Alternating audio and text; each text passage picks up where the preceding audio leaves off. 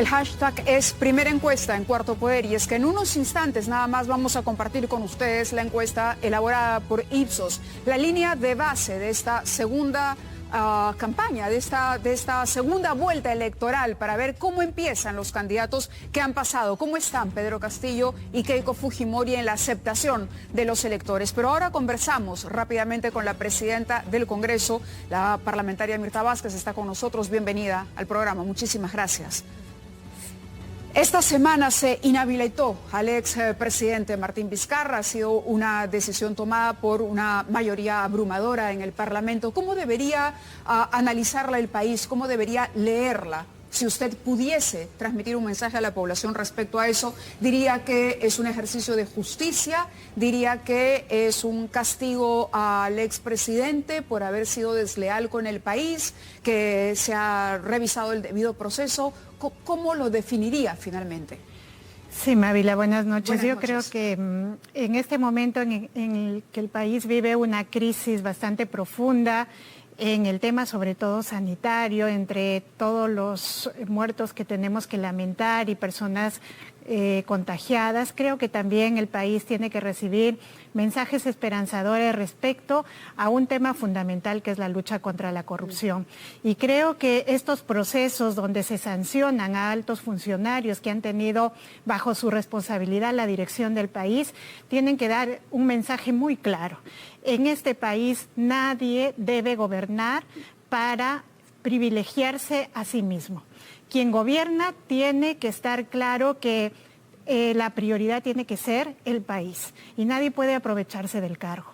En este momento tan delicado no puede ser que un presidente de la República finalmente haya utilizado su cargo para beneficiarse a sí mismo, a su familia, en un momento tan difícil donde la crisis además importaba que el pueblo sea el primero, el prioritario en ser atendido, ¿no? Claro, hay una diferencia, diría usted, entre el ámbito político y el ámbito legal. Los mecanismos legales tienen su propia, su propio camino, su propio procedimiento. El camino político es otro fuero y en este fuero político se ha sancionado al expresidente Vizcarra. Ahora, él reclama, él dice que aquí hubo abuso de poder y quizá podríamos preguntarle por qué en el caso de Vizcarra son 10 años de inhabilitación, por qué en el caso de la exministra de Salud 8 y de la ex canciller apenas 1 año de inhabilitación política si los tres han cometido un mismo error.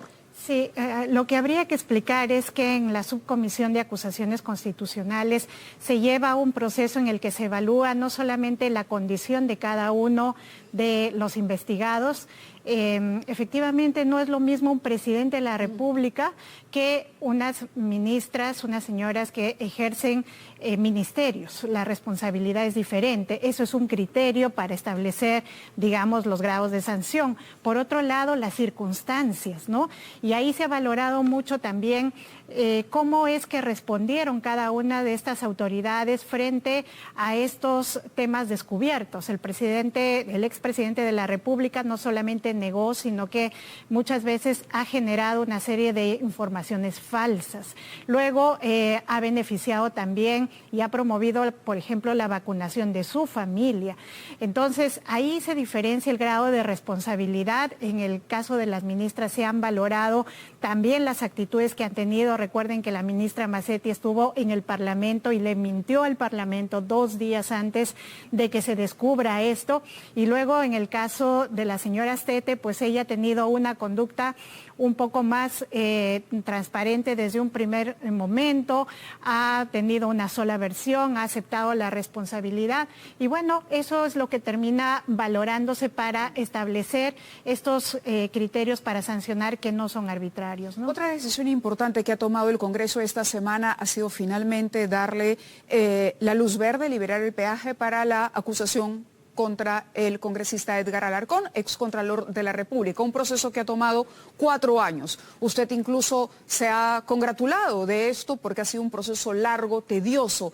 Ha presentado una queja, me parece, ante el Colegio de Abogados en contra del señor Abanto. El señor Abanto era abogado del congresista Alarcón y fue de pronto sustituido por Rosa Bartra. ¿Cuál es la acusación o cuál es su preocupación respecto a al doctor Humberto Abanto, que era el abogado de Edgar Alarcón. Sí, el caso del excongresista Alarcón era un caso importante, emblemático. Tenía 4 años desde que lo suspendieron a él, desde que lo sacaron como contralor. Y por diferentes razones que no sabemos cuáles son, el anterior Parlamento no procesó, no hizo la denuncia como correspondía. Y llegamos nosotros, y sobre todo en este momento en que el excontralor era congresista de la República, había que dar señales que vamos a eliminar esa vieja frase de Otorongo no come Otorongo. ¿El anterior Congreso había blindado, protegido a Alarcón? Hay muchas razones que nosotros desconocemos, pero no entendemos por qué ese caso no se tramitó con la debida celeridad. Y por eso es que nosotros decidimos, no hemos violado ningún principio de legalidad, hemos tratado de ser lo más garantistas posible. Cuando él ha solicitado, justamente por cuestiones de salud, que se prorrogue la fecha, hemos accedido. Llevamos 38 días tratando de llevar esta diligencia y ya no podíamos aceptar más dilaciones, y en la última en solicitud de su abogado, que decía que hay que transferir nuevamente la fecha, atribuía a que simplemente él tenía diligencias preestablecidas, y nosotros sentimos que ahí puede haber una mala fe. Maniobra dilatoria. Una maniobra dilatoria. Porque si él tenía diligencias ya preestablecidas, como él mismo lo ha admitido, debió notificarlo en el primer momento en que nosotros señalamos la fecha para la diligencia, pero lo notificó faltando menos de 24 horas. Así que nosotros sí consideramos necesario también que estas conductas sean revisadas por el Colegio de Abogados. Hay un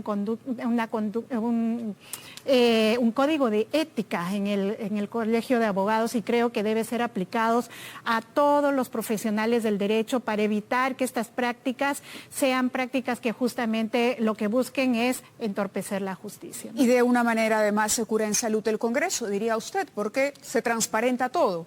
Correcto. Yo creo que es bien importante la transparencia en este momento, que nosotros seamos lo más diligentes posible, pero que también seamos garantistas y demostremos a la población que en medio de esto no ha habido ninguna irregularidad, y que casos como estos para nosotros son importantes para dar muestras de que el Parlamento sí puede actuar de manera transparente y sin blindar a nadie. Ha dicho en una entrevista no muy reciente, pero digamos tampoco de larga data, que hay un arma letal en manos del Poder Ejecutivo y del Congreso. Una tiene que ver con la disolución, la posibilidad del Ejecutivo para disolver el Parlamento, y la otra, la del Legislativo, de vacar a un presidente. Usted misma lo ha descrito como un arma letal que hay que corregir. ¿Eso, cree usted, debería ser uno de los temas a abordar en la reforma política del Congreso que lo sucede? Sin duda, yo ratifico esta posición, es una postura mía, pero creo que debería pensar el próximo Congreso en cómo delimita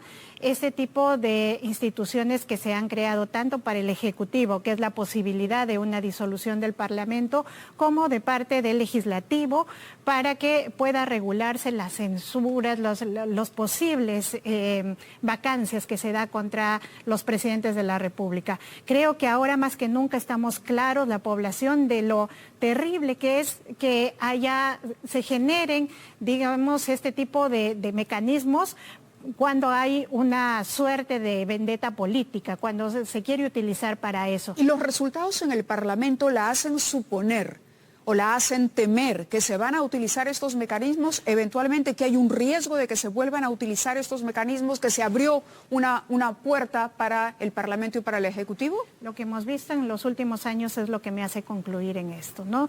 Hemos tenido presidentes vacados, hemos tenido congresos disueltos, y yo creo que hoy más que nunca debemos tener una serie de procesos para asegurar que hay estabilidad, porque la estabilidad hoy más que nunca en medio de la crisis es importante. Eso no significa impunidad, pero mínimos mecanismos de estabilidad para que esto no sea utilizado como procesos de vendetta me parece importante, ¿no? Claro, procesos de vendetta y no como mecanismos extremos, digamos, que a los que deberíamos llegar muy de vez en cuando. Claro, no con la frecuencia con la que hemos estado sufriendo. Los mecanismos son interesantes, pero deberían ser de última ratio. Es decir, si no hay ninguna solución más, esto debería aplicarse. pero no puede ser que se aplique cada vez que o el Parlamento o el presidente sienten que hay una rivalidad que tienen que saldar, ¿no? ¿Y usted siente que el próximo Congreso, por ejemplo, podría apelar al tema de la vacancia, cualquiera sea el resultado en la segunda vuelta? Yo esperaría que este Congreso